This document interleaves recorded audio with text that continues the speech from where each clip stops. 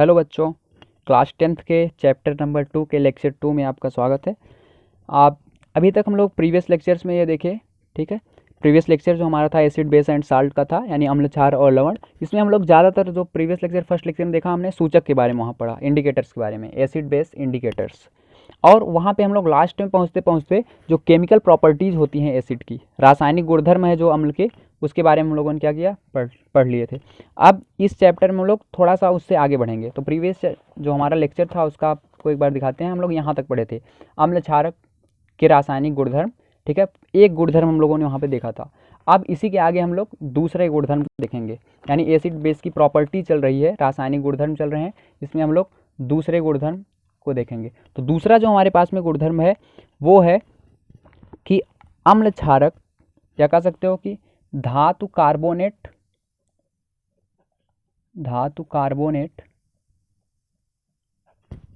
तथा धातु hydrogen carbonate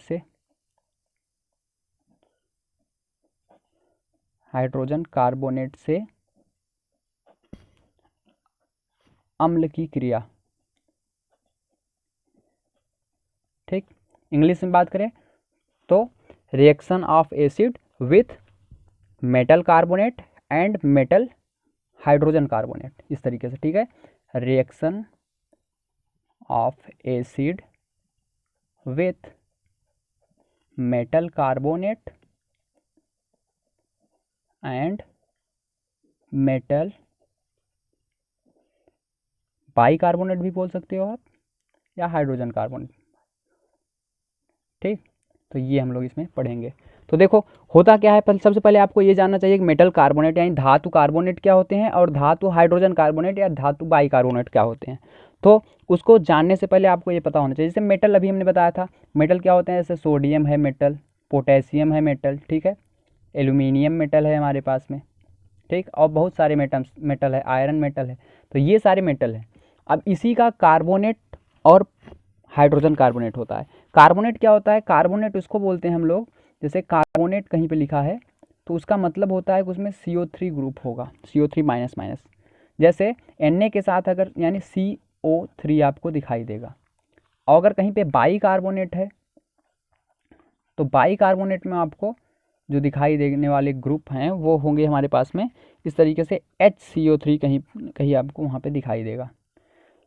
जैसे इसका एग्जांपल बात करें, जैसे सोडियम का अगर हम कार्बोनेट यानी सोडियम कार्बोनेट को लें तो ये क्या होगा, Na2CO3, ये CO3 दिखा, इसका मतलब ये कार्बोनेट है। इसी तरीके से सोडियम का बाई कार्बोनेट लें, सोडियम बाई कार्बोनेट या सोडियम हाइड्रोजन कार्बोनेट क्या होगा, NaHCO3, H मतलब हाइड्रोजन, सोडियम हाइड्रोजन और ये कार्बोनेट, नाम आपको पता चल रहा है, सोडियम हाइड्रोजन कार्बोनेट, और ये केवल सोडियम कार्बोनेट। तो ये हमारे पास में कार्बोनेट और मेटल लगा है इसके साथ, इसलिए इसको हम लोग बोलते हैं धातु कार्बोनेट तथा धातु हाइड्रोजन कार्बोनेट। अब इसका अम्ल से हमको रिएक्शन देखना है। अम्ल क्या होते हैं हमारे पास में, हमने प्रीवियस लेक्चर में बताया था, जो H+ आयन देते हैं वाटर में डिजॉल्व होने पर, जल में घोलने पर। तो अब इसका रिएक्शन देखते हैं। जैसे पहला यही ले लेते हैं हम लोग, जैसे NaCl हमारे पास, Na2CO3 है हमारे पास में, क्या है, धातु कार्बोनेट, प्लस अगर हम इसका एसिड से, मान लो HCl से रिएक्शन कराते हैं, HCl क्या है, अम्ल है, तो ये क्या बनाएगा हमारे पास में, बनाता है हमारे पास में ये फिर भी एक साल्ट यानी एक लवण बनाएगा, NaCl। और दो चीज़ें इसमें फिक्स होती हैं, एक तो वाटर H2O और एक हमारे पास में होता है CO2 कार्बन डाइऑक्साइड। यानी वाटर और कार्बन डाइऑक्साइड ये दो चीज़ें फिक्स होती हैं। जब भी कोई मेटल रिएक्ट करेगा कार्बोनेट से, मेटल कार्बोनेट से, ठीक है, एसिड सॉरी, जब भी कोई एसिड मेटल कार्बोनेट से रिएक्ट करेगा तो एक साल्ट बनेगा, वाटर बनेगा और कार्बन डाइऑक्साइड बनेगी। इसी तरीके से अगर हम बाई कार्बोनेट ले लेते हैं, जब मान लीजिए यही ले लें NaHCO3, ये क्या है, सोडियम हाइड्रोजन कार्बोनेट या सोडियम बाई कार्बोनेट। इससे अगर हम रिएक्शन कराते हैं HCl की, फिर भी यही चीज़ें बनती हैं। इसमें भी क्या बनेगा, एक हमारे पास में साल्ट बनेगा यानी लवण, वाटर बनेगा यानी जल बनेगा, प्लस कार्बन डाइऑक्साइड गैस बनेगी, ये गैस बनेगी। तो आप देख रहे हैं, चाहे मेटल कार्बोनेट हो, चाहे धातु कार्बोनेट हो, चाहे धातु हाइड्रोजन कार्बोनेट, दो के दोनों जब अम्ल से रिएक्शन करते हैं तो क्या बनता है हमारे पास में, साल्ट बनेगा यानी लवण बनेगा, जल बनेगा और कार्बन डाइऑक्साइड। ये दोनों चीज़ें तो फिक्स हैं एकदम। अब इसका एक कॉमन रिएक्शन हम ब्लैक कलर के पेन से लिखेंगे। हम प्रीवियस लेक्चर में बताया था, जो भी हम ब्लैक से लिखेंगे उसको आपको याद रखना बहुत ही ज़्यादा इंपॉर्टेंट है। जैसे इसमें क्या है हमारे पास में, कि हम लोग हिंदी में लिखे सबसे पहले, चाहे धातु कार्बोनेट हो, ठीक है, चाहे धातु कार्बोनेट हो या धातु हाइड्रोजन कार्बोनेट हो, ठीक, चाहे धातु कार्बोनेट हो चाहे धातु हाइड्रोजन कार्बोनेट हो, जब भी रिएक्शन करता है अम्ल से तो बनाएगा क्या, बनाएगा हमारे पास में लवण, जल और कार्बन डाइऑक्साइड, कार्बन डाइऑक्साइड। ये आपको याद रखना है, ये भूलना नहीं है, ठीक है। हम इंग्लिश में भी लिख देते हैं मेटल कार्बोनेट या मेटल बाइकार्बोनेट या हाइड्रोजन कार्बोनेट भी इसको बोलते हैं, प्लस एसिड, रिएक्शन करने के बाद क्या बनेगा, salt plus water plus carbon dioxide, carbon dioxide, ठीक है। CDO मतलब कार्बन डाइऑक्साइड, समझ लेना उसको।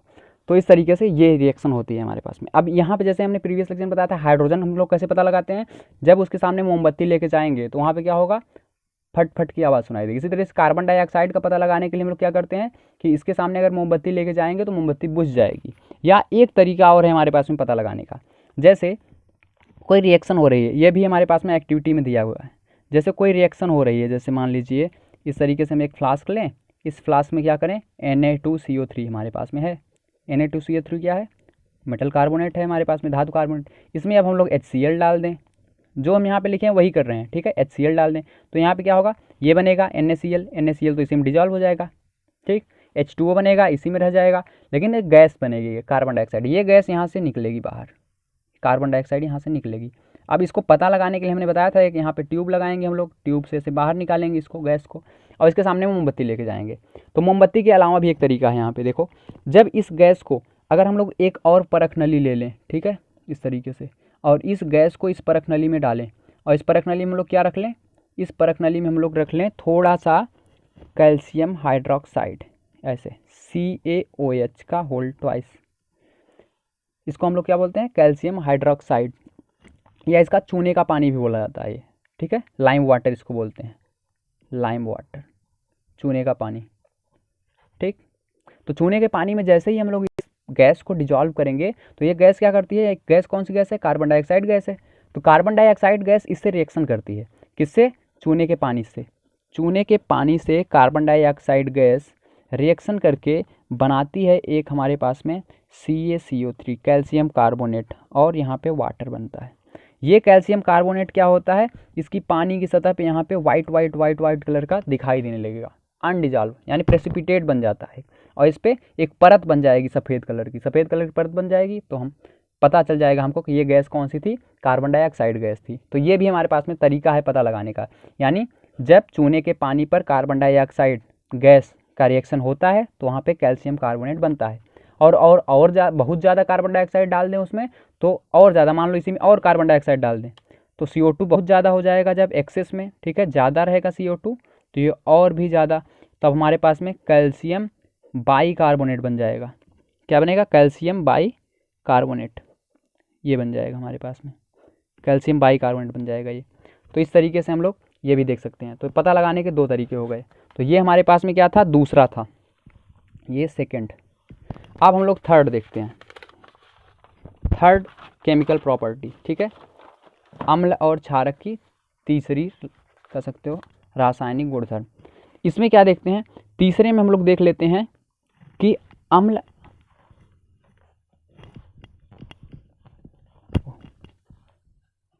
तीसरा अम्ल और क्षारक की आपस में अपक्रिया, अम्ल और क्षारक की आपस में अपक्रिया कर सकते हो। तो देखो, अम्ल और क्षारक जब आपस में अपक्रिया करेंगे तो क्या होगा, थोड़ा सा यहाँ पे चेंज होगा, यानी एसिड बेस आपस में हम लोग रिएक्शन करा रहे हैं, एसिड रिएक्ट विथ बेस, ठीक। तो एसिड और बेस का रिएक्शन होगा तो क्या होगा, तो देखो एक एसिड ले लो कोई भी, जैसे मान लो HCl ले लेते हैं हम लोग, एक बेस ले लो, बेस कौन सा लें हम लोग, कोई भी एक बेस ले सकते हैं आप, जैसे मान लो NaOH ले लेते हैं हम लोग, NaOH। तो एसिड और बेस जब भी रिएक्शन करते हैं आप देखेंगे कि वहाँ भी क्या बनेगा, एक साल्ट बनेगा। अम्ल और क्षारक जब अपक्रिया करेंगे तो वहाँ पे एक लवण बनेगा NaCl और वहाँ पे वाटर बनेगा H2O। इस तरीके से कुछ भी और ले सकते हैं, जैसे H2SO4 हमने ले लिया, H2SO4 इसके साथ क्या कर दें KOH की रिएक्शन करा दें। ये एक क्षारक है, ये अम्ल है, दोनों रिएक्शन करेंगे तो K2SO4 बनेगा प्लस H2O बनेगा। तो एक कॉमन इक्वेशन जो कि हम हर बार लिखते हैं ब्लैक वाली पेन से, तो इसमें क्या लिखेंगे, इसमें हम लोग ब्लैक वाले से लिखेंगे कि जब भी अम्ल हो वो अभिक्रिया करता है क्षारक से तो दो ही चीज़ें बनती हैं, एक तो बनता है लवण और दूसरा बनता है हमारे पास में जल। ठीक, यानी एसिड प्लस बेस हमारे पास में जब भी रिएक्शन करेगा तो साल्ट बनेगा और क्या बनेगा वाटर। ये दो चीज़ें बनती हैं बस। इस रिएक्शन को हम लोग उदासीनीकरण अभिक्रिया भी बोलते हैं, ध्यान देना। तो उदासीनीकरण अभिक्रिया स्टार करके लिखते हैं यहाँ पे, उदासीनीकरण अभिक्रिया। उदासीनीकरण अभिक्रिया इसको क्यों बोलते हैं, क्योंकि ये दोनों आपस में रिएक्ट करके जो बनता है साल्ट वो क्या होता है न्यूट्रल हो जाता है। इसको न्यूट्रलाइजेशन रिएक्शन भी बोलते हैं इंग्लिश में, न्यूट्रलाइजेशन रिएक्शन। न्यूट्रलाइजेशन रिएक्शन क्यों बोलते हैं, क्योंकि एसिड और बेस आपस में रिएक्ट करके जो हमारे पास में ना तो एसिड रह जाता है ना तो बेस, आपस में सब न्यूट्रल हो जाते हैं, इसलिए न्यूट्रलाइजेशन रिएक्शन। तो ये हो गया 3 प्रॉपर्टी हमारे पास में। तीसरी के बाद चौथी प्रॉपर्टी जो होती है हमारे पास में, चौथी प्रॉपर्टी में हम लोग देखेंगे कि जब अम्ल धात्विक ऑक्साइड के साथ अपक्रिया करते हैं, तो चौथी प्रॉपर्टी यहाँ पे ले लेते हैं हम लोग। केमिकल प्रॉपर्टी यहाँ पे चल रही है एसिड बेस की, तो अम्ल के साथ धात्विक ऑक्साइड की क्रिया, धात्विक ऑक्साइड की क्रिया, यानी अब इसमें क्या करेंगे हम लोग, एसिड रिएक्ट विथ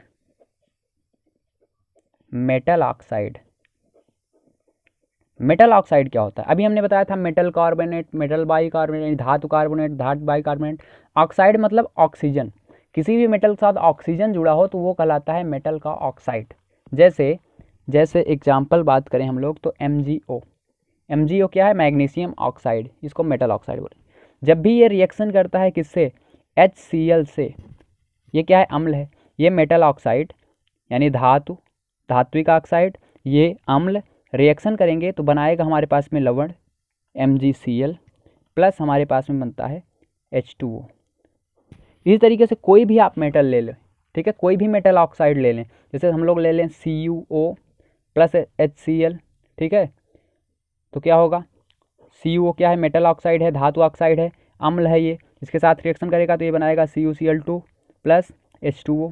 तो आप देख रहे हैं हर बार साल्ट बन रहा है, यानी बन क्या रहा है, ब्लैक पेन से फिर से अगर हम लोग बात करें, ब्लैक पेन से अगर हम लोग फिर से बात करें तो हमारे पास में वही रिएक्शन हो रही है सेम जो हमारे पास में उदासीनीकरण अभिक्रिया में हो रहा था।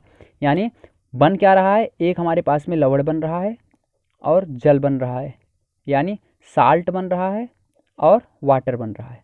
और साल्ट और वाटर कब बनता है, जब हमारे पास में कोई एसिड और बेस रिएक्शन करता है तभी तो साल्ट और वाटर बनता है। अभी ऊपर देखें साल्ट और वाटर कब बनता है, जब एसिड और बेस रिएक्शन करता है। और लेकिन हमने यहाँ पे क्या किया, यही तो एसिड है HCl, केवल एक अम्ल लिया है हमने और दूसरा हमने क्षारक तो लिया नहीं था, ठीक है, ये क्षारक थोड़ी है, ये क्षारक नहीं था। तो इसका मतलब है कि ये भी हमारे पास में क्या कर रहा है, ये सॉरी यहाँ पे क्या हम लें, धात्विक ऑक्साइड, धात्विक ऑक्साइड प्लस अम्ल। तो धात्विक ऑक्साइड प्लस अम्ल जब लेते हैं हम लोग तो लवण और जल बनता है। इसका मतलब धात्विक ऑक्साइड कैसा काम कर रहा है, ये क्षारक की तरह काम कर रहा है, ध्यान देना, ये कैसा काम कर रहा है, क्षारक की तरह काम कर रहा है। तो यहाँ से एक चीज़ हमको पता चलती है कि जो धात्विक ऑक्साइड होते हैं वो क्या होते हैं, क्षारक की तरह काम करते हैं, यानी वो क्षारक ही होते हैं। ये आप लोग स्टार पॉइंट है यहाँ पे, इसको याद रखिएगा हमेशा कि धात्विक मेटल ऑक्साइड जो होते हैं, मेटल ऑक्साइड जो होते हैं वो क्या होते हैं, बेसिक होते हैं, क्षारकी होते हैं, ठीक है, यानी क्षारक होते हैं। इसको याद रखना, भूलना नहीं है अभी, ठीक। अब पांचवा हम लोग देखते हैं, पांचवा हम लोग क्या देखना है कि पांचवें में हम लोग देखेंगे कि क्षारक के साथ, अभी तक हम देखे थे अम्ल के साथ, इसमें देख लेते हैं हम लोग क्षारक के साथ। 5वां, क्षारक के साथ अधात्विक ऑक्साइड की अपक्रिया।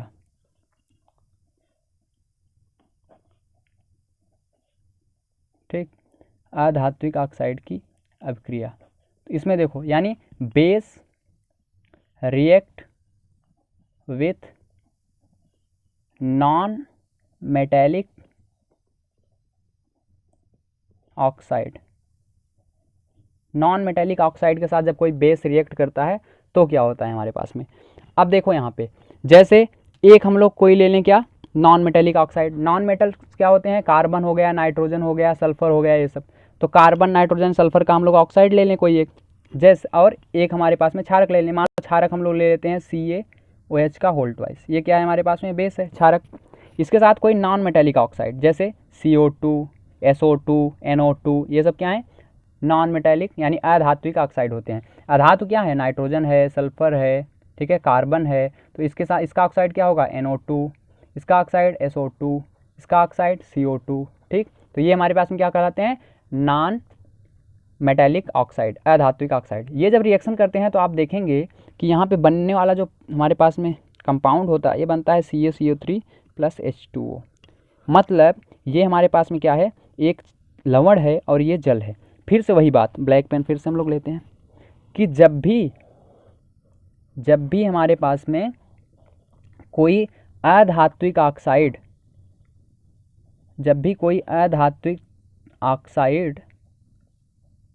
रिएक्ट करता है क्षारक से, तो क्या बनता है, लवण और जल बनता है। तो अब इसका मतलब क्या है, लवण और जल कब बनता था, अभी बताया था, उदासीनीकरण क्रिया बनता है न्यूट्रलाइजेशन में, यानी जब एसिड और बेस रिएक्ट करते हैं, अम्ल और क्षारक रिएक्शन करते हैं, तभी लवण और जल बनता है। लेकिन यहाँ पे तो केवल ये क्षारक है। इसका मतलब कहीं ना कहीं ये क्या कर रहा है, ये हमारे पास में अम्ल की तरह काम कर रहा है। ठीक, तो यहाँ से भी हमारे पास में एक इम्पॉर्टेंट बात निकल के आई कि जो अधात्विक ऑक्साइड होते हैं, वो कैसा काम करते हैं, वो हमारे पास में अम्ल की तरह काम करते हैं। इसको याद रखना है हमेशा। जैसे CO2 क्या है, एसिडिक है, SO2 अम्ली है, NO2 अम्ली, ये सब क्या है, अधात्विक ऑक्साइड है, ये सब अम्ली होते हैं। और इसके भी जस्ट पहले क्या देखा था हमने कि जो हमारे पास में धात्विक ऑक्साइड होते हैं वो क्षारकीय होते हैं। जैसे Na2O क्षारकीय होगा, ठीक है, K2O, ठीक है, क्षारकीय होगा। इस तरीके से ये सारे क्षारकीय होते हैं। तो दो चीज़ें यहाँ पे बहुत ही ज़्यादा इंपॉर्टेंट है, आप हमेशा याद रखेंगे कि धात्विक ऑक्साइड क्षारकीय होते हैं, लेकिन अधात्विक ऑक्साइड कैसे होते हैं, अम्लीय होते हैं। ये चीज़ आपको याद रखना है, भूलना भी नहीं है ज़रा भी इसमें। तो अब हम लोग ये लेक्चर यहीं पे कंप्लीट तो नहीं हुआ, अभी 5 हुआ, ठीक है। अभी और हम लोग देखेंगे नेक्स्ट लेक्चर में। छोटा छोटा लेक्चर हम जानबूझ के ब्रेक कर रहे हैं इसको, जिससे आपको समझने में ज़्यादा दिक्कत ना हो और आसानी से आप सभी चीज़ों को सीख सकें। इसलिए हम इस लेक्चर को थोड़ा थोड़ा छोटा कर रहे हैं। पहले लेक्चर हमने केवल एक प्रॉपर्टी देखी थी, दूसरे लेक्चर में हम लोग 4 और देख लिए, 5 हो गया। अभी 2, 3, 4 और जो बचे हैं उसको हम लोग फिर से देख लेते हैं। Thank you.